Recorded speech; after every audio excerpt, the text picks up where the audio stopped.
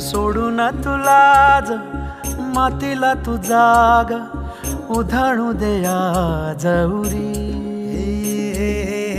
उजाडू दे आज साकड हे माग होऊ दे पहाट नवी. आता होऊन जाऊ दे साऱ्या जगाला पाहू दे पडू दे पाऊल पुढं. जरी काट पाया खाली लाख येळा येऊ दे पडू दे पाऊल पुढं. मोठी लढाई र लढू मातीसाठी र गड्या मनगटाच जोर लावून.